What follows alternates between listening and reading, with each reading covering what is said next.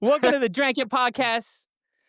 I'm your co-host, Ray Morikawa. This is Zack Stamey. And today we're going to be covering home roasting. We're going to have a special guest, Robert Asami, join us later. But right now we want to step into our first segment, Get It Off Your Chest. Get it off your chest. What you got to get off your chest, Ray? This is going to get political, bro. You're going to get a lot of flack for this, man. What you going to talk about?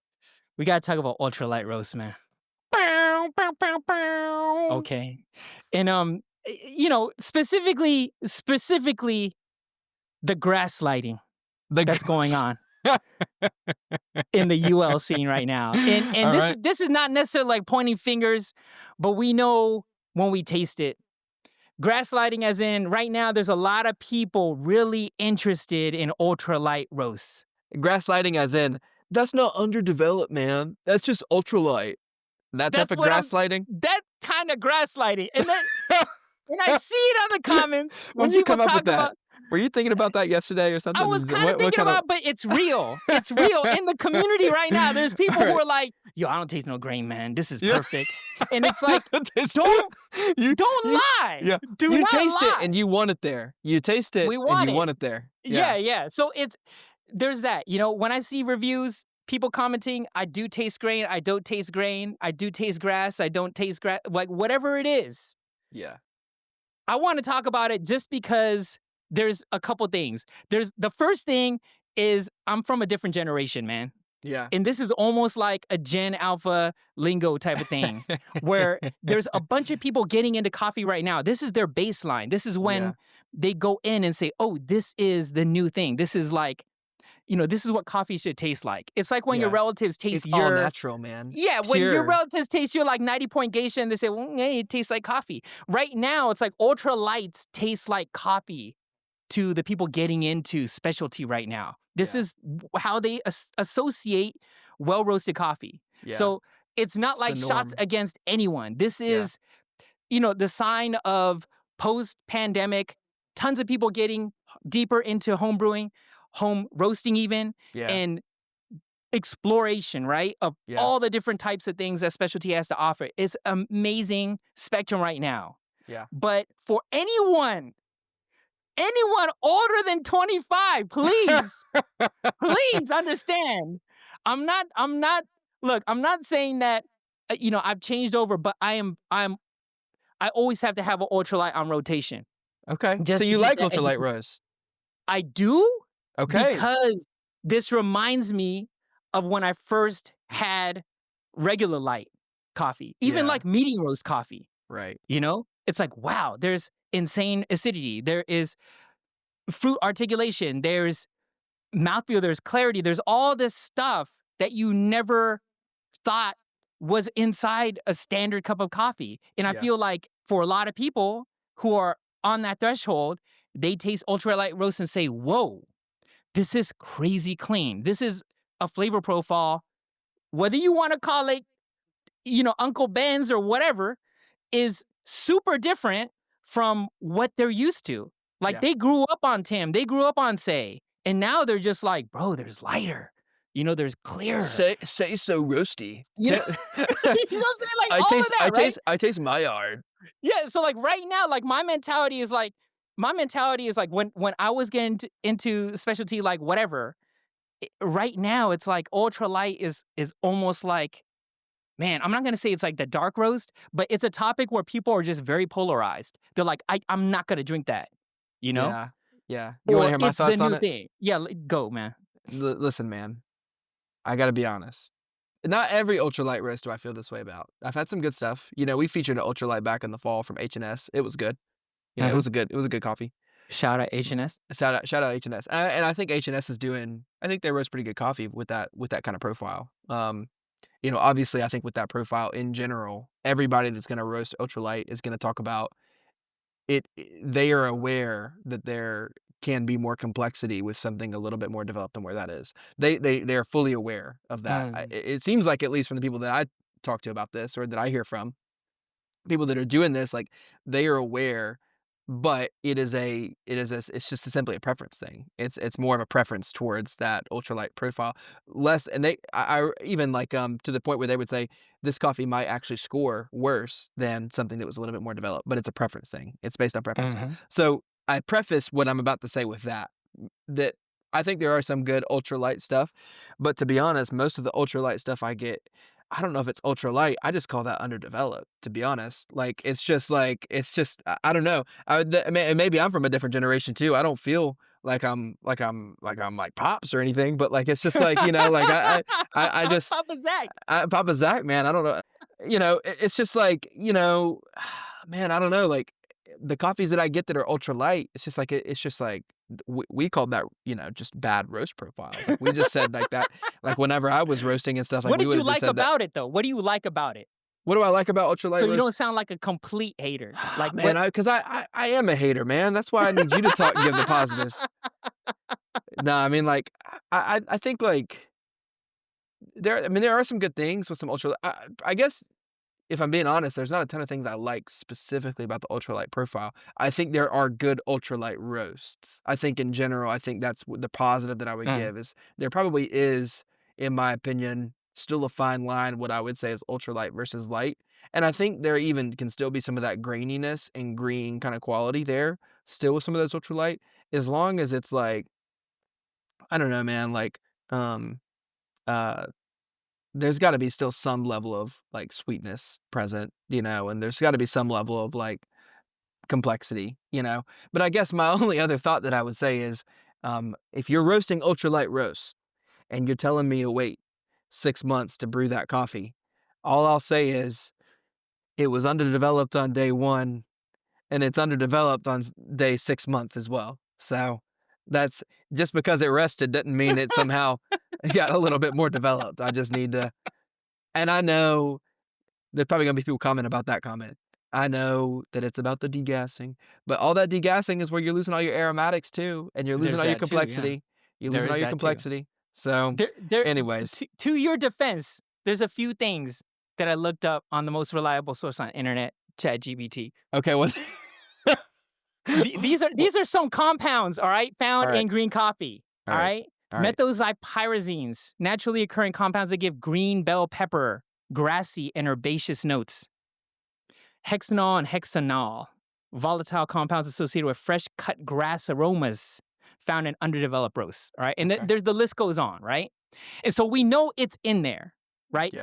From just a scientific perspective, these compounds are existent. But to play devil's advocate, this is kind of a mission. This is a philosophy that all of us in specialty have kind of held dear in our hearts is to have the most amount of character and terroir that we can get from a particular coffee. And once it goes into roasting, everyone has an interpretation of what that highlight is, right? But when you talk about ultralight roast, they're like removing all of that veil. They're trying to say, hey, look, there's more of this terroir, there's more of the green, there's more of the raw product that is being covered up by this stuff that we do. You've heard a lot that green, coffee is the purest before we touch it. And every step of the value chain or every step of preparation that before it becomes consumable, we kind of taint it a little more, and we lose a little more and a little more. So from a philosophical standpoint, I can get behind, I can understand these people's mission. So my solution to all of this drama that we just need to set all this shit aside is for these roasters to grow some cojones, bro. All right? And do like the specialty tea industry and put that shit on the bag. Like, I know Yeah, I've told you this before, Zach, but I've looked up a couple examples out in the tea sphere because I don't know anything about specialty tea. But at least for like some green teas, like roasted right, green teas, yeah, maybe some fermented teas from China, right. these are some flavor notes on packages, all And right? they'll own it. They'll own it. They'll own this shit. They're like, what? This It is tastes like grass. of course it does, right?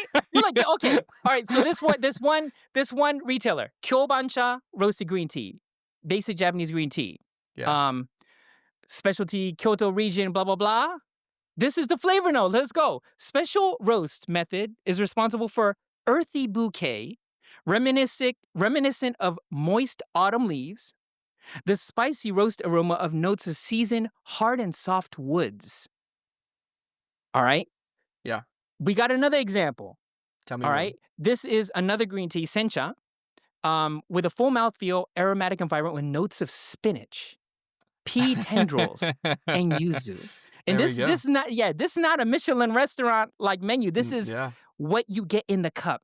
Yeah. And I know you've tasted some of these on some whack roasts and Yep. even some like top 10 ultralight roasts. Yep. Right? Some of these notes are in there because they're in the actual green.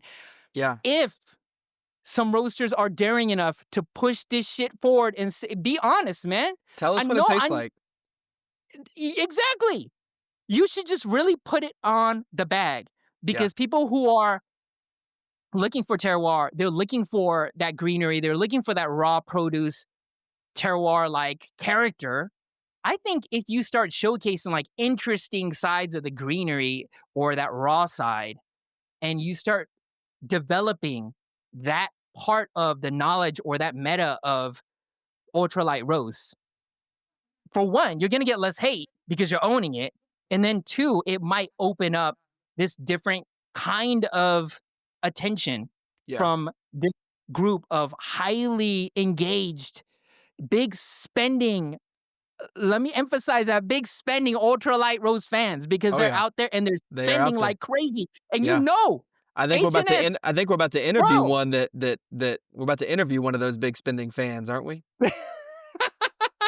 Yes, we're gonna get into the world of home roasting Yeah. because it is not a poor man's sport. It It is can not. be, but to do it right, there's a lot of education, there's a lot of gear, and there's a lot of knowledge sharing that's necessary to do it right.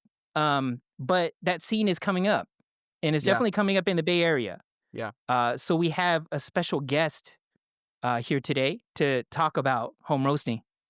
Yeah.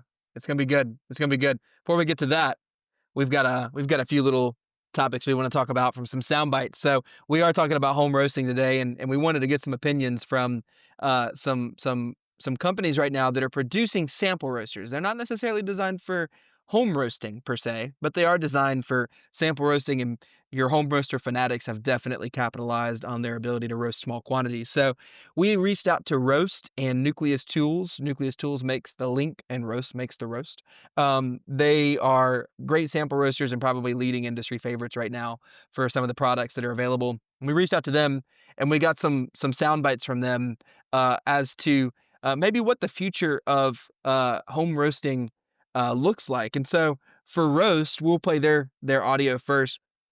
We asked them the question of it was Tom, who is Tom is the customer service success manager and the director of coffee at Roest. And Tom, we asked Tom what his observations of the direction and improvement of home roasting tech is for the industry, and what can we expect from the industry, and how we can expect for the home roasting to continue to carve out its place alongside pro roasting companies.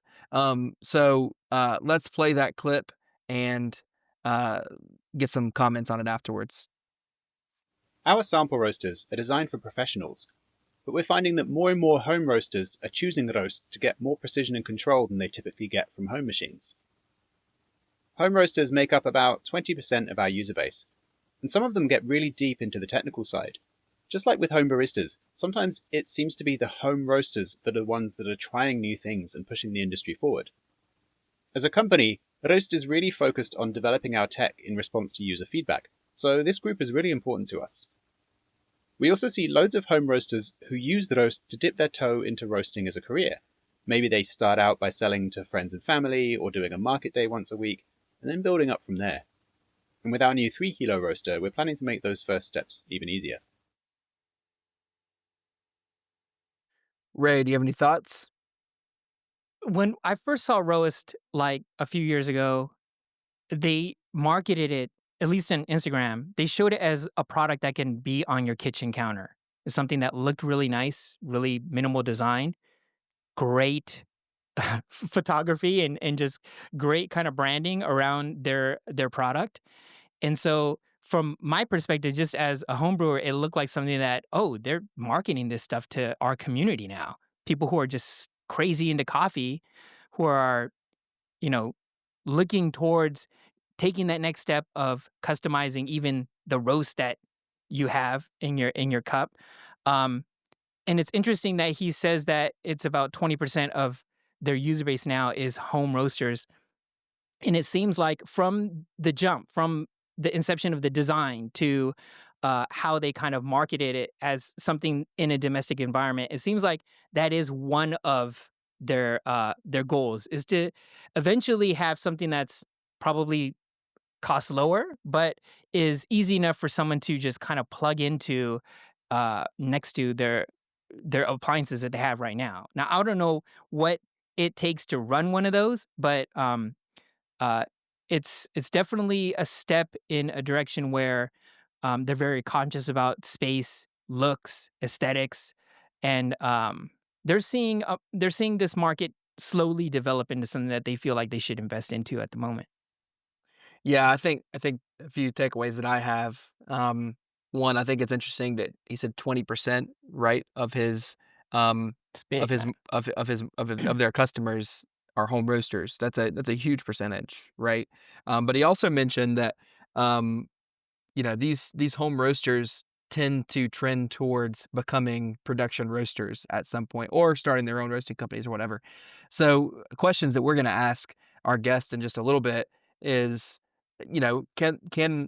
can these like home roasting industries and can these companies that are producing home roasters and can just the community in general, can it stand on its own leg, or is it always going to be in a constant transition of becoming a home roaster just to become a professional and whatever that means? And so a few takeaways that I have from that would be that we also reached back out to Tom just to ask a few follow-up questions. We asked if he thinks home roasting will continue to grow in the future, and does home roasting have a positive, negative, or neutral impact on the environment? Hmm. Also, is tech designed for home roasting? Is it safe for roasting consistently in a home? And so Tom responded with a few responses. He says, "Hey Zach, yes, I expect that home roasting will keep growing as more people get interested in the craft. And of course, with a huge rise in the cost of green coffee lately, saving money by roasting your own might become even more relevant as well. I'm sure that home roasters are a lot less energy efficient than the industrial roasters, but several studies have shown that the biggest contribution to the carbon footprint of a coffee is milk in a latte, heating the water, and wasted coffee. By comparison, the energy used for roasting is relatively small. If roasting your own means that you waste less coffee and enjoy drinking it black, then you're probably coming out ahead," which is a very good point. And he Mhm. also said if you're roasting at home, then it's important to be mindful of ventilation. Breathing roasting gases all day is certainly not good for you. For healthy roasting, I would definitely recommend choosing a roaster with a proper exhaust that lets you vent the exhaust gases outside. It doesn't have to be complicated. Roast machines, his company Roest, come with a flexible hose that you can just point out of the window, for example. So, a few follow-up responses from Tom there. Um, let's move into our next soundbite. So we've got some sound bites from Nucleus Tools and Jordan Montgomery, I believe. Jordan Montgomery is the marketing and events manager for Nucleus Tools, and he was able to provide a few sound bites for us in regards to some of the questions that we asked. So we reached out to Nucleus Tools and asked them the following questions, and of course, my phone goes away from the questions that I needed. Um, so we asked them if they see the direction, in which direction they see the home roasting community going, if they believe it will continue to increase, and how it will find its place alongside production roasting in the industry. Mhm. We also asked if they had any statistic discussing their current customer percentage for home roasting. So, Ray, if you don't mind playing that first clip. All right. Apologies for the background noise. Doing the best I can. So to answer your first question, where do we see home roasting going? Well, I mean, for us and for many other businesses, we've seen the explosion of the home coffee market that ranges from roasting to coffee preparation and just a general interest in coffee. We've seen it explode in recent years, due in part to the COVID-19 pandemic, but also just from an expanding a market group. People want to make more coffee at home. They're not interested in going out to cafes and buying coffee in supermarkets all the time. They want to be able to control the variables and make a better experience for themselves at home. So, I mean, our priority is to enable people to learn the most they can about their coffee, but then also make their coffee the easiest and best way possible. Any thoughts on question number 1 before we move forward? I don't think there's one listener that buys their shit at a supermarket. That's just facts, man. But it makes sense. I think the ideal, like I know I've told you about this before in Japan, like Panasonic and what was it? Ikawa had a partnership where they had a direct to consumer, just like a regular retail machine of green, of their Ikawa roaster, where that company provided a subscription of green coffee with a relative roast profile that the average person, I don't know about how average that person is, but the average person can get their green bag, throw it in, and then just set the profile, set it and forget it, and just have fresh roasted coffee.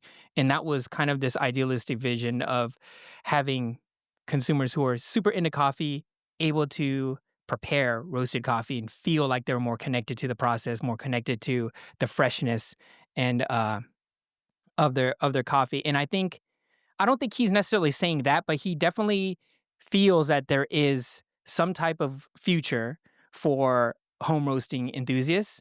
And because he's talking about the supermarket, he's not just talking about straight up nerds.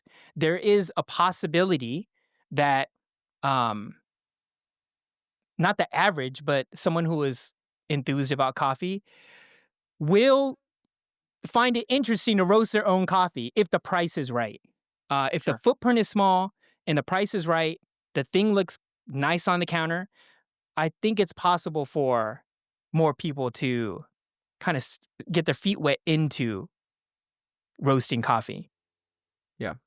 Yeah, for sure. How about we play that second soundbite? All right, here we go.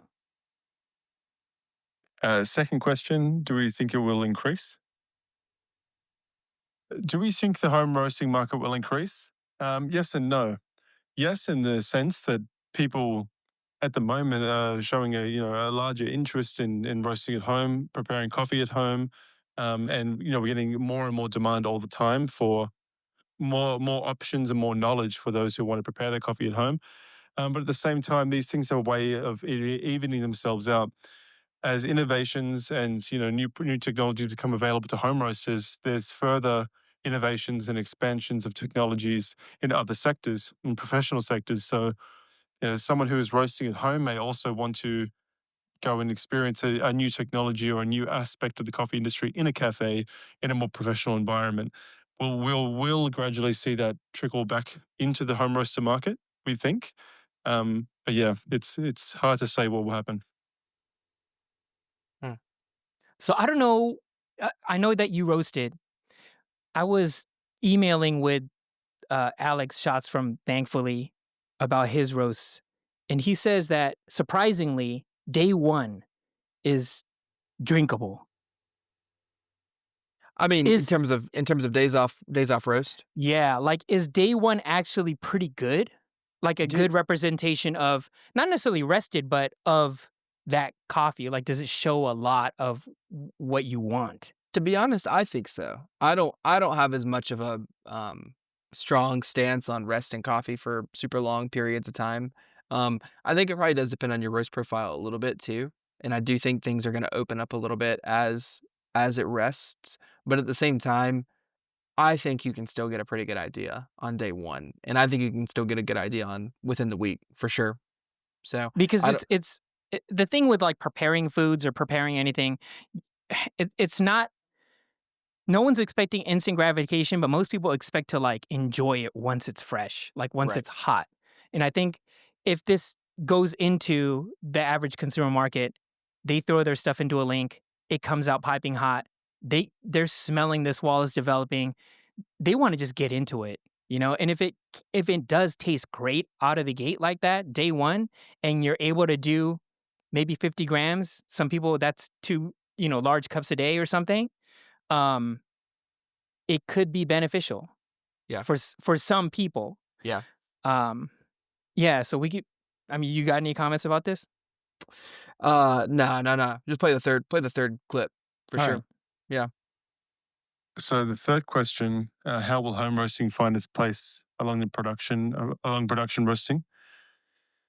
Home and production roasting serve two very different but also similar markets. Home roasters, in our experience, are people who are still tapped into their production roasting world. They're still wanting to visit cafes to some degree.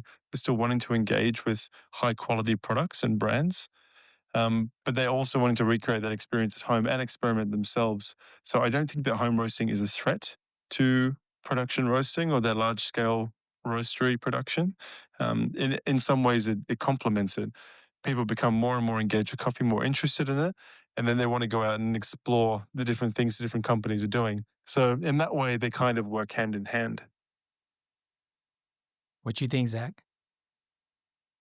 I do think they can work hand in hand. I mean, I don't see, I think the communities, are gonna overlap a lot, and I think just in general with the two communities, I think they can very easily find their place beside each other. I don't think one is ever gonna overtake the other, and I think just what the cool part of our industry right now is we're just seeing kind of a progression of one side, not necessarily at the expense of another side either. It's just more so those same people that are maybe already involved in one side are just kind of getting involved in the other as well. So, what do you think? Yeah, I don't think there's any enthusiast space where it just took over the mass market. Yeah. Enthusiasts are always want to be on the cutting edge. They're always drilling deep into something that's very personal and very specific to their own experience. It's kind of centered around their own world, um, which gets costly, which gets expensive. But it's not taking any kind of shorts. You're looking for the best, but the best meaning the most ideal, I perception of that Yeah. certain thing. You know what I Yeah. mean? Yeah. So there's definitely a place for both to coexist, and I think right now is a moment where the home roasting side, there's enough knowledge and sharing and community out there for people to actually get into it and develop their own perspective Yeah. ideals of what a good roast is. Yeah, for sure. For sure. Um, I mean, that's even in general, like with I'm sure we'll hear about this a little bit when we interview our guests, but there's communities dedicated to people sharing just coffee amongst each other. There's also subscriptions dedicated to sharing a bunch of different risk profiles with you. Let's Um, go. but I mean, there's whole communities dedicated to sharing coffee and being able to explore that type of thing. So 100%. Yeah, I think, and within those communities, you have professional roasters as well as home roasters, so 100%. All right, let's get in this last one. And final question: in terms of the statistic of people that we see home roasting rather than people roasting in a professional environment, we don't have any clear statistics on it, but just from what we see from the people who are reaching out to us, inquiring more, things like Facebook groups, community groups, Discord channels, it seems as though that there's a lot more communication among home roasters than there is between these professional businesses. So in that way, it's a lot more active in the home roasting environment. We're seeing a lot more knowledge sharing. We're seeing a lot more growth in terms of what people are trying to do, the knowledge they're trying to access. So we only see it as a market that will continue to increase and the one that we should support and enable people to make better coffee. Hmm. It's fantastic, man. I think that's a perfect segue. I think so. I think we could definitely move into this next portion of the podcast. So today on the podcast, we wanted to focus on home roasting in particular. We've just seen a trend recently where not only has there been more people interested in roasting, but also just the accessibility in terms of the information and the knowledge has been so much more. We've got so much more technology with stuff like the Link and the Roest. that's just accessible to the public. It's still expensive, but it's accessible, and it's made home roasting possible, as well as different green coffee stores like Kumquat opening their green coffee website, and different avenues to be able to purchase coffee in smaller quantities. That's probably been one of the biggest things preventing people from roasting at home. So we invited Robert Asami onto the podcast today. We've been told he is the biggest of all the big nerds in the home roasting field, and we wanted the biggest of the big nerds. Robert is a giant nerd compared to the little tiny small nerds. So we wanted Robert on the podcast for that reason. We're really excited and grateful to have Robert on here, and excited to hear a little bit about what he's doing in this kind of field of things. So first of all, thank you for coming on, Robert. Let's give And it up. second of all, our first question is for you. Why did you invest into your home roasting obsession? I can try to speak for myself, which hopefully mimics or mirrors some of the motivations of a bunch of our local folks who are also picking up the hobby. Okay. In the past couple of years, we've shopped around everywhere. We've turned all the stones over of what is the latest and greatest roaster with the latest process and latest beans. Maybe we've kind of reached the far limit of that. We still Sure. want more. We want to know what's the next thing. How do you take what you like, apply a roast style you like to it? Sometimes it doesn't exist. What better way to justify owning more gear Yeah. than to try to do it yourself? Yeah, Right? definitely. That's the motivation. What do you have behind you right there? It's blurred out in the This- background. The Roest L100. Nice. Big Okay. fancy boy, big sample roaster. Well, small sample roaster, 150 grams at a time. Not too much production output, really. That's awesome. So what was the impetus for this move? Like, were you part of a community that just decided to say, hey, let's just start doing our own stuff? Or did you join a pre-existing community like locally or online to get the ball rolling? Both. There's an espresso aficionados Discord, bunch of global folks, 30-some folks, I think. But also I'm part of the Bay Area coffee community. And having that local access to be able to share your beans, share your roasts, get feedback is a really powerful way to accelerate your roasting thing. You don't want to be a single hermit guy in a closet, like thinking you've got the best thing going on. That feedback cycle loop is probably the fastest way to improve. So you're sharing your coffee pretty good, or a pretty good bit. What's you tell us about the Bay Area Coffee Club. I'm relatively familiar with it, but tell us a little bit about that. Yeah, I think it started from, again, wanting the beans we want to drink. Bunch of folks with fancy grinders, fancy espresso machines. That wasn't quite enough. We've also got some local roasters who are close friends who started from being community members. So shout out to Hyrick Janja, shout out to Moonwake. We effectively get the beans we want locally, but also these home roasters that we have. We will do group by splits of roasts and green beans. We'll get roasts and put them together and then share feedback of like, oh, you should do so-and-so, tried this thing. So that ability to share has really been an accelerator for building up members who are knowledgeable, strong, good tasters, but also may apply that to transitioning that into home roasting and possibly into a professional career. Oh, that's cool. Ah. So that actually brings up another question we had for you too, because you said you were, sampling some stuff from like hydrangea and stuff like that. Do you still like to buy from like roasting companies, or are you just like all in buying your own stuff the majority of the time? Like, what's kind of your exposure to that kind of stuff right now? Financially, I'm close to becoming one of those hermit guys who only yanks their own roasts. But because of that community, Yeah. a lot of roasts from other companies do come my way. I get to try like the Pig Chemist, H&S, some of these Sure. new things that somebody's hyped up and, oh, you got to try this. So having a hub that we can cup together, brew together, and share stuff, that is my primary way of tasting other roasts. But I am primarily consuming my own these days. Do you feel like you're getting like really production quality kind of stuff off of the roast? We've heard like I remember when Lance Hedrick and Christopher Farron both posted like probably last year around the same time talking about the roast and talking about just like how amazing quality the coffee that they're getting off of that roaster. Like, do you feel like you're getting like roaster like company quality off of the roast? Not my words, from the feedback of folks locally. Okay. Supposedly so. Yeah. They like it. Good stuff. Well, what kind of coffees do you like to roast? Are you roasting like some like crazy funky stuff? You roasting some really clean stuff? What are you roasting? I'm a funk enjoyer. I Yeah? love having a new You like that process funk? every week, new month, like thermal shock, triple anaerobic something something. Yeah. I think that's fun. I think that's very exciting and exploratory. Yeah. But ironically, I found myself being better at doing the clean wash stuff. Okay. So you don't like the funk, you like the funk. You like the funk with the O in it, right? The funk? The funk, That's how, yes. yes. All right. So what you're saying you think you're better at roasting cleaner roasts. Tell us a little bit about that. Why do you think talk to us a little bit about like the difference in terms of roasting between something like a really clean coffee versus something that's the triple, double, quadruple anaerobic thermal shock type of anaerobic coffee? Well, for one thing, there's the accessibility to it. There is a lot of clean coffee that I could buy as a solo roaster.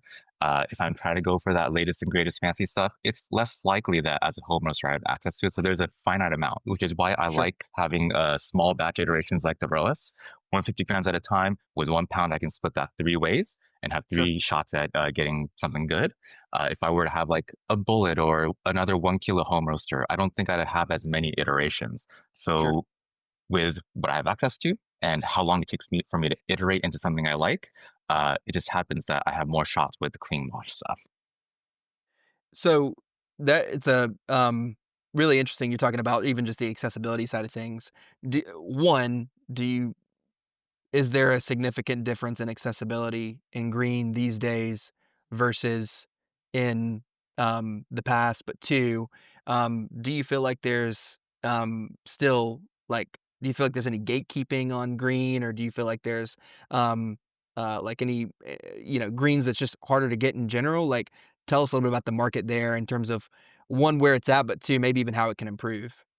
Yeah, when folks hop into trying to justify owning a machine and like, I want to become a home roaster myself, there's a checklist I took run through with them. Are you sure? Do you want to spend? Do you have the ventilation? But most importantly, setting expectations, right? If you think you're going to have the same access to greens as your favorite roaster, the reality check is that you probably can't. You probably don't want to sit through 69, 70 kilos of the same thing. You want to buy several pounds at a time. Try this, try that. And it's really hard, right? Your ability to green buy is completely different from your ability to operate your roaster. And navigating different policies, different shipping logistics and whatnot, that is a skill in itself, which is what a professional entity has, a company has, but you yourself as a home roaster probably don't want to deal with. And so it is a challenge to get the greens that you think you want to get when you started out. I don't know if it's gatekeeping, it's just simply logistics and these end producers having a really hard time navigating these micro shipments. Like, it's got to go on a boat. That little pound off of the boat probably is not going to you. So it is a challenge. And I think I can name like most of the available green sourcers available for home roasters, but I think that would be insufficient and a bit lacking, honestly.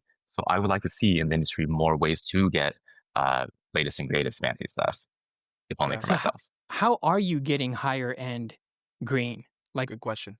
How did you get that channel, that plug? Like, who did you have to know to get into that part of it? Because I think that's the biggest part of, I guess that's the biggest hurdle for like beginners is, you got the basic like Bodhi tree and maybe out here is Groundworks and you got the Sweet Marias, but you're looking for like some kind of wild geisha. Like, you're not probably going to find it there.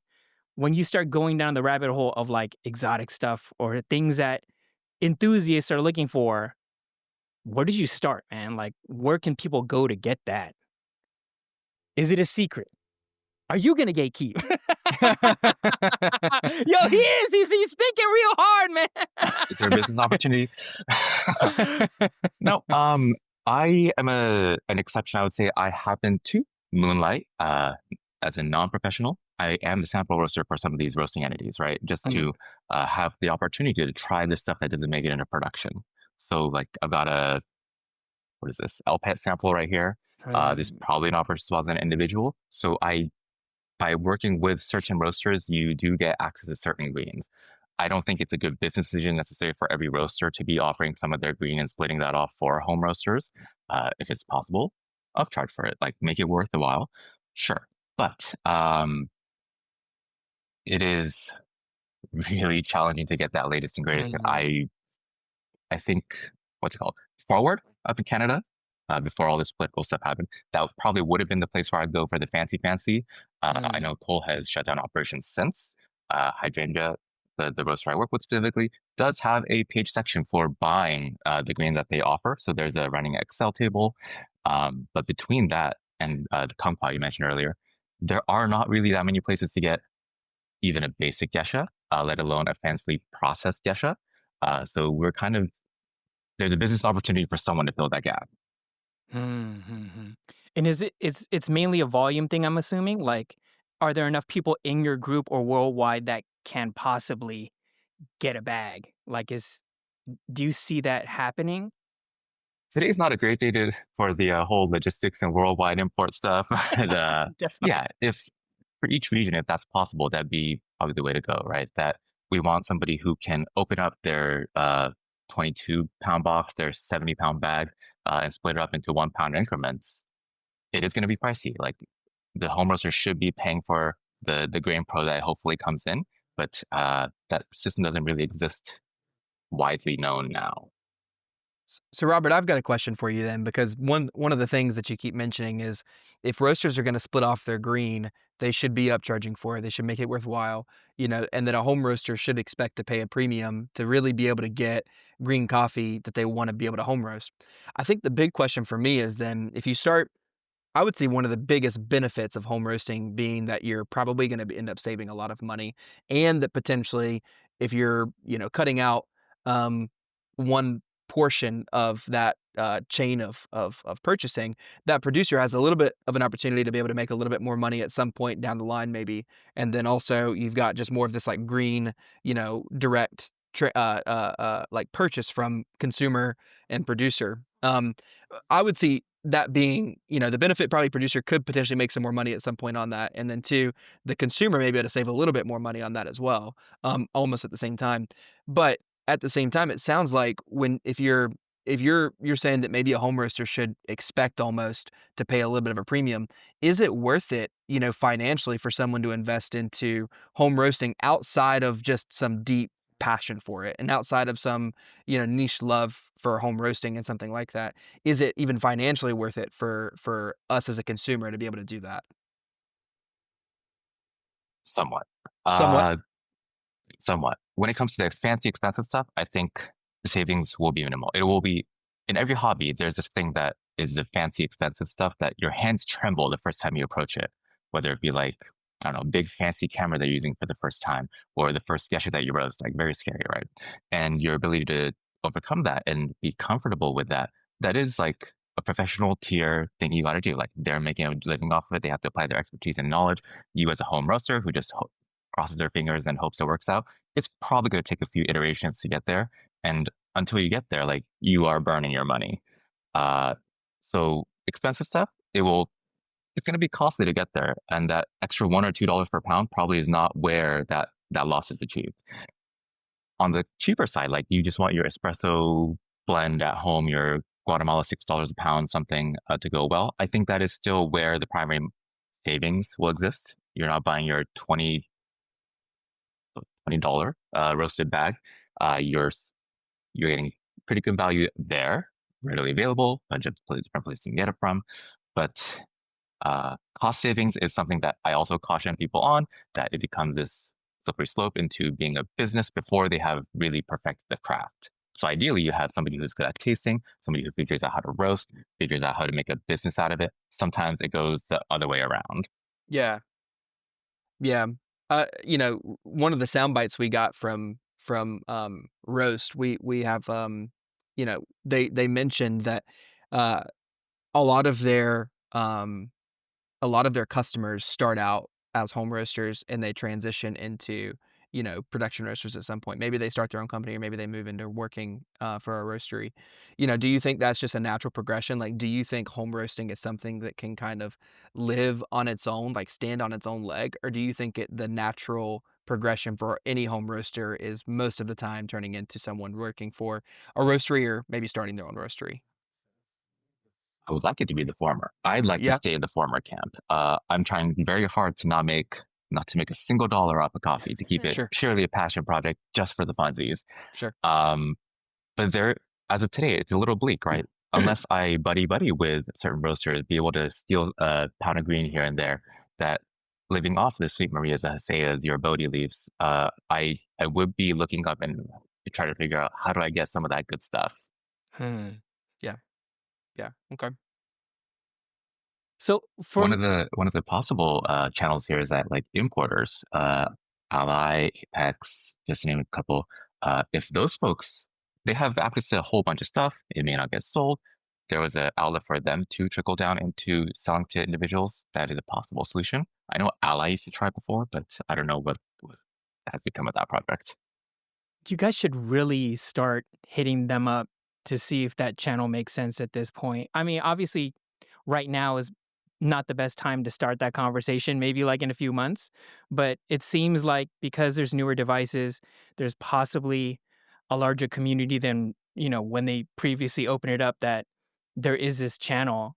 Especially, it sounds like that you guys aren't in it for the cost savings. You guys are in it for other reasons.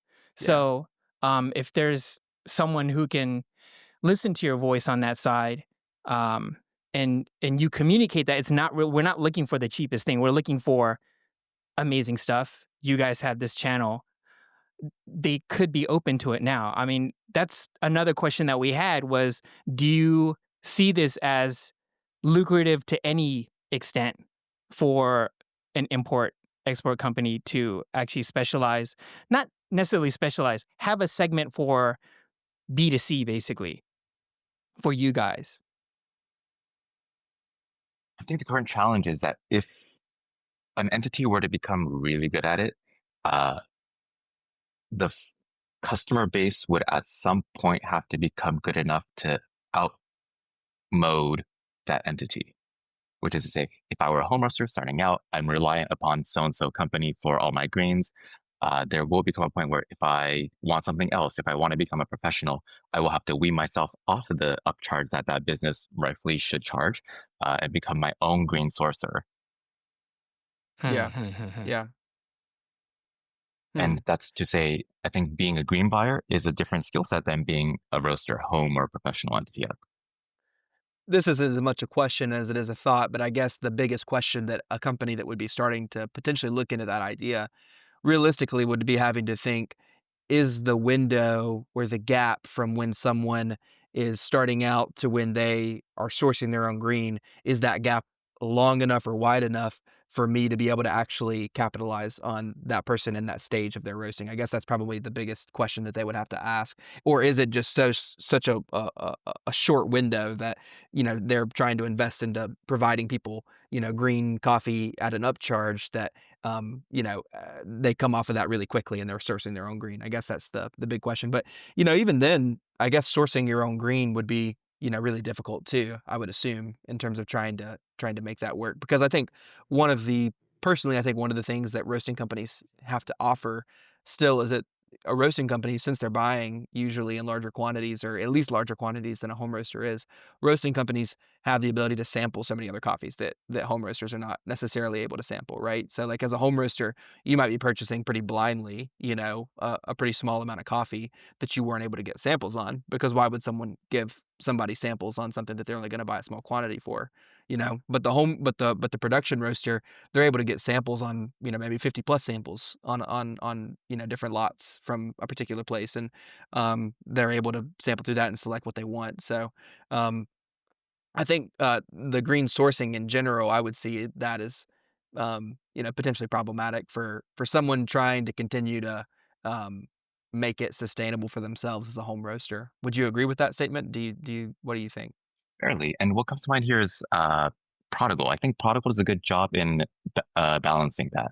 It's Sure. got a constant rotation where you can buy the green and the roast. So for one thing, it's fun to be able to compare your home roast versus a representation that somebody else did. It is hard to keep consistent because it is such a fast moving product. I think things are usually sold out in like a couple weeks to a month. Yeah. So if you show up, you want the same thing, it might not be there. But they have a pretty good selection, like random COEs, not number one, not number two, but like number 10, which is like still good. random geshes. So that is a fast-moving way to get some neat stuff that you know is probably sourced fairly well. So you think it's more realistic for roasters to get in on this because they already have this kind of retail relationship with that community? Possibly. When I think about the roasters I do see the backsides of, I would not wish it upon them necessarily to open a whole line of business for just the packaging of that part. Um, Surely that's an optimizable piece because all you're doing is grabbing it Mm-hmm. and weighing, right? But yeah, if it's possible, I like to see it from more roasters and maintain that ability to compare the greens that you buy, your own roast versus some professional roast.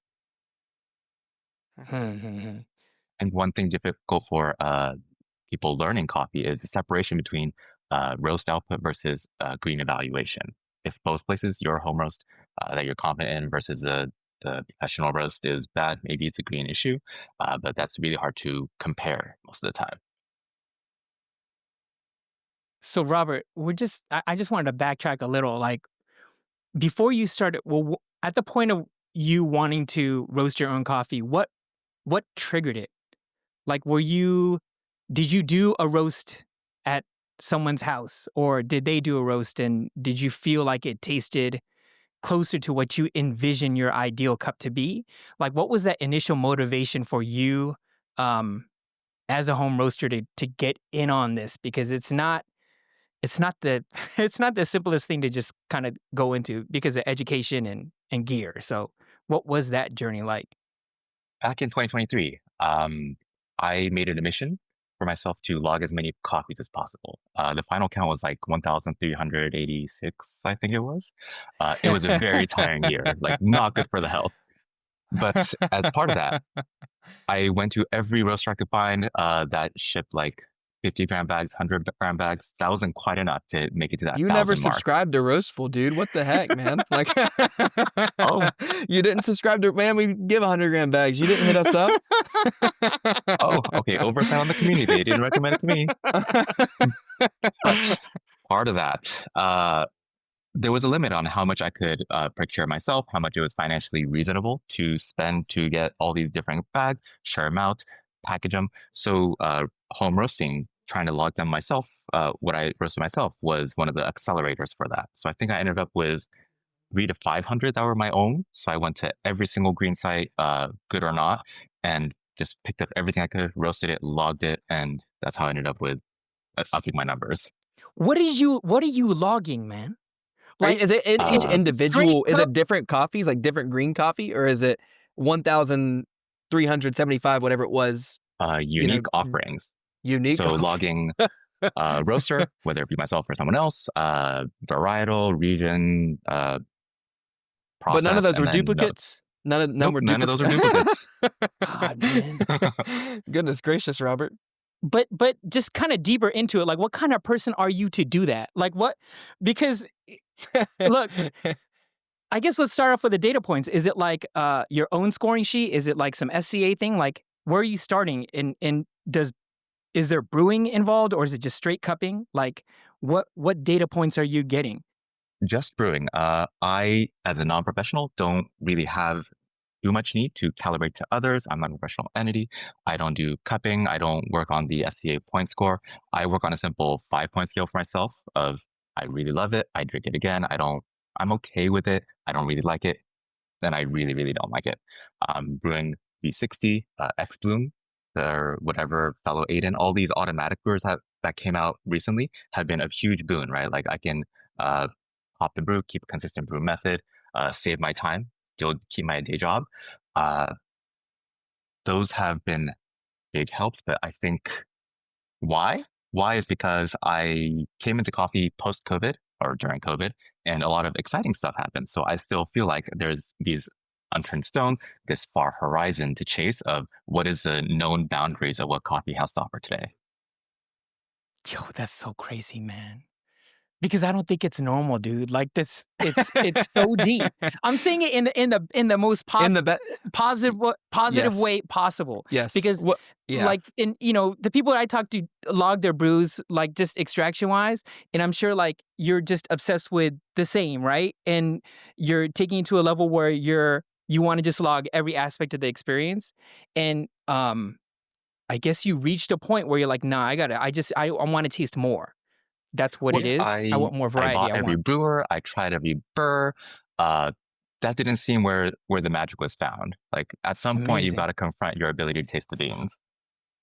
It's that's the amazing, man. biggest compliment coming from Ray, to be honest, because he is the most detail obsessed person that I probably know. So yeah, definitely. I mean, it's cool what you're doing in terms of all that stuff, and it's crazy to me that this is just passion for you. Like, and I love it because I think about like even like whenever I was getting into coffee, like it was never about any dollar. Most of us in coffee, it's never about a dollar because we've had a hard time making any dollar signs at all in coffee. It's not super common. So, it's not about the money. It's about the passion. So I love that you do it for passion, and I love that you're just as invested in the industry as you are. Let me ask you, maybe my last question, and then Ray, you can ask another question if you've got another one for him. But what is it? You found this love and passion for it, and you invested, headfirst into it. Maybe it took you 1,300 roasts to do that, but you after that 1,300 roasts, you dove headfirst into that baby. And so, what? Tell me, like, what is it that like what benefit not maybe not even what benefit, but like what can the next person that is passionate about coffee, like what is it for them that they can do to invest into this industry? And like what have you gained from it? Like what have you learned from doing this? And how can this benefit someone else that's also, maybe wanting to invest into this side of the industry? I think coming into coffee is hard. There's the preconceived notions, the historical context, and philosophies. And we are in a very different world with this like advent of the modern light roast. Uh, and information on that is quite hard to get. If you look up online forums, all these different communities, like there's philosophical differences. And so part of my goal and mission is to shorten the distance for what it takes to achieve excellence for this style of coffee, because it's not always set in stone or very clear, right? You need higher extraction burrs. You need to use faster filters. All this information is a bit hard to get. So what I'd like to leave is shortening that distance for someone starting day one to know what it takes to be pretty confident that what they're getting is good enough. So what's the best resource right now for someone to get into it or get into this community? Find a community. The Espresso Aficionados Discord is a place that'll quickly tell you what you're doing wrong.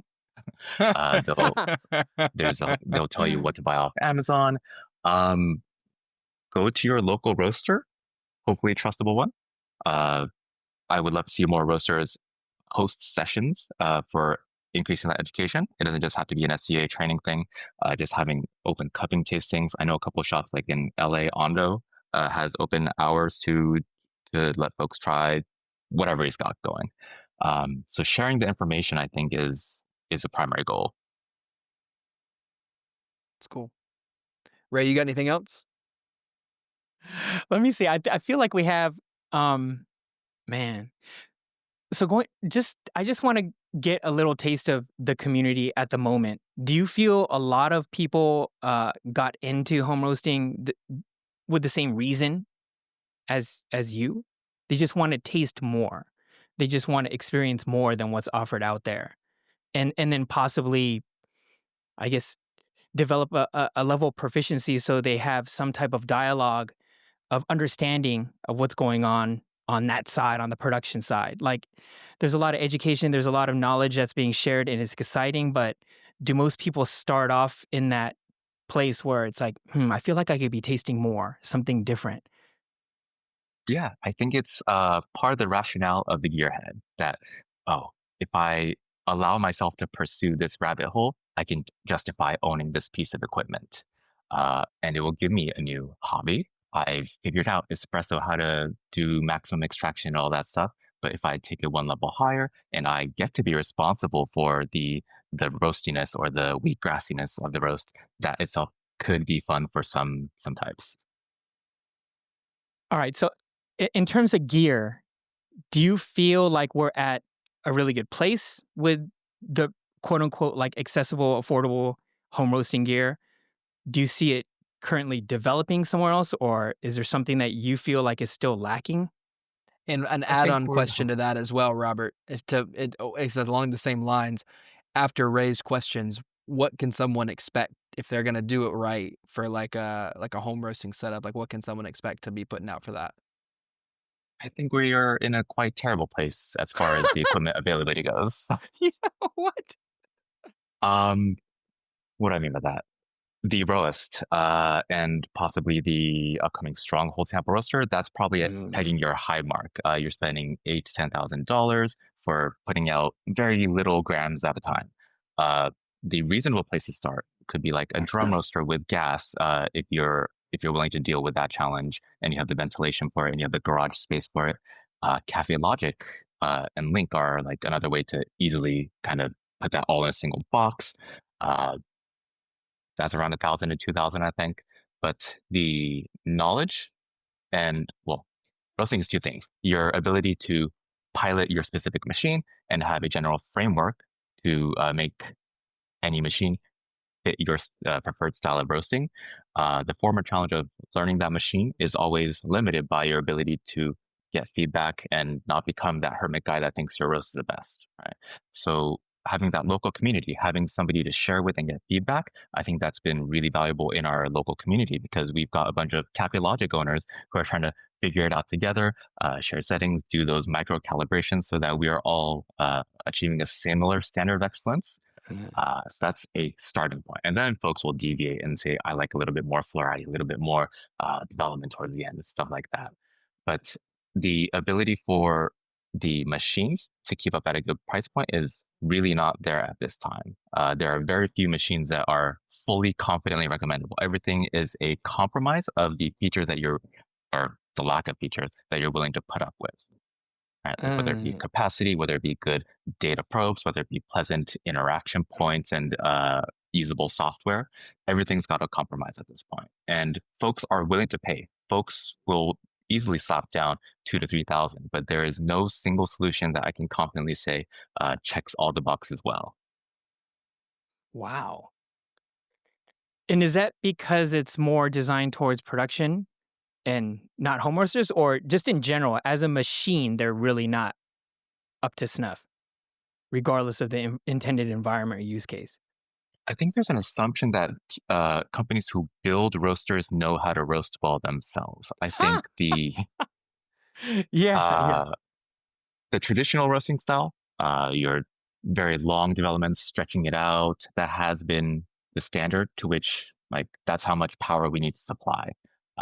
For certain styles that need more power early on, a lot of these systems are lacking, and you have to do some wonky stuff like shifting your charge size so that you can hit those peak temps. We are not there currently, and also in Americas, 110 versus 220 volts is always a concern. Uh, so the home roaster may not be set up to blast all this new power. Wow. I guess one more question. I know that some Bay Area roasters uh, are still roasting at the co-row out there. Is that integral to the home roasting community, or is it just that next step to get into the business? The co-roasting space, it's got a cafe on the front side. It's got a big glass wall. I think that's a good visible entry point for a lot of people to become cognizant of what the rest of the chain looks like, that you're having your regular cup of coffee, but you see what it took to achieve that. I know a couple of folks who have seen that production while they're having their cup of coffee at the cafe and go, oh, that looks fun. I want to tinker like that too. The co-roasting space itself is also a good way to try stuff, right? Do I want to use a Lauren? Do I want to use a San Franciscan or Probat or whatever? So the ability to get tutorials there, get time and try different things, I think is also a good starting point. It may not be your home roasting end journey, since you're probably not going to have a 5 kilo probat or a 15 kilo lowering at home. But for you to understand these different thermodynamic applications is a very appreciable difference versus not having it. And no, I'm just really curious, like what kind of community events do you guys share this stuff in person? Like in the Bay Area for people that are out there?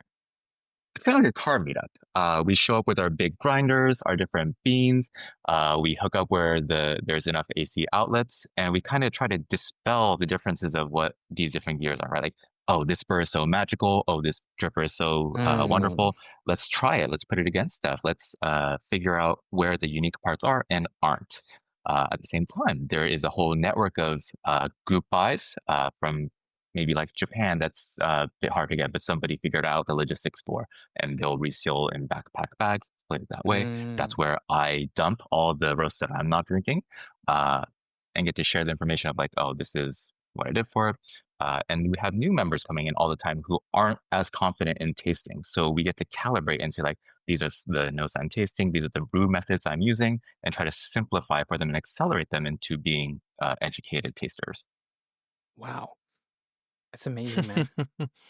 That's lots of cool stuff. It's kind of, me getting to roast for a while. I miss being in that field of things. So it's really cool to get to hear like some of the stuff, even with that co-roasting space and what you guys are able to do together. And kind of share in a community. I love that. I think that's the best part of coffee. That's actually how we started with Roastful too. Not to dialogue about ourselves, but that's how we started in terms of me and John and Julia just would share coffee back and forth, and that's what our business came from. We just wanted to try a bunch of stuff. So sounds like you're in a similar place, Robert.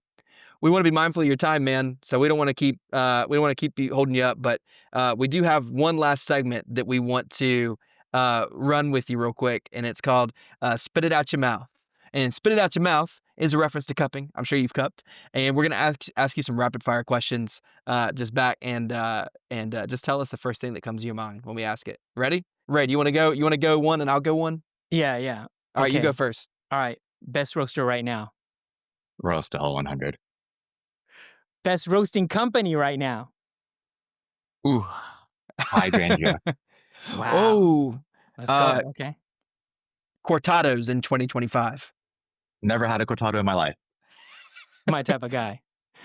Aiden, X Bloom, or Mocha Master? X Bloom. Wow, nah, come on, man, really?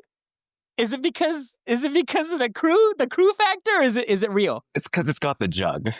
I can be lazy about refilling the water. Ah, nice. All right, Sybarist or Cafec? Oh, Capic T90s. let's go, man. I think All we right. know the answer to the last question, Ray. Link or roast? Roast. But all right, what's the main reason? Like, is Have it you roasted on a controversial? Link? I've got a Kaffelogic. I've seen the Link. The Roest feels like a real roaster. It's pleasant to use. Last year I did 1,600 runs on it, and it's something Wow, I man. look forward to using every time. And is maintenance good? Like, it holds up? Oh yeah, it's like a PC as far as easy to take apart, easy to figure out what's going wrong. I've blown up a couple heating elements, but it takes me less than 5 minutes each time to get that thing up and running again. Wow, nice. That's All crazy. right, are we done? Hey, Robert, how can people connect with you? Do you have a social media? Do you've got anything that you want to share, or are you like, no, don't tell anybody about me type of thing? My Instagram is under my name. I've got a blog under the same name as well, documenting some origin trips. Also trying to put some how-tos, some light reviews. Also just trying to minimize that distance. So it's all under my name, Robert Asami. Cool. Same Good on stuff. Discord too? That's our Asami. I'll get you. All right, man. We appreciate you, Robert. Thanks for coming on the show, man. Ray, you got anything else? No, just appreciate it. Thank you for the insight into that community, and I'm sure it's just going to keep developing in an interesting way, man. It's a side of coffee enthusiasm that's a little expensive and difficult to get into, but it sounds like a lot of people are really getting a lot out of it, which is amazing, man. Thank you so much. Thank you. Awesome. Cool deal.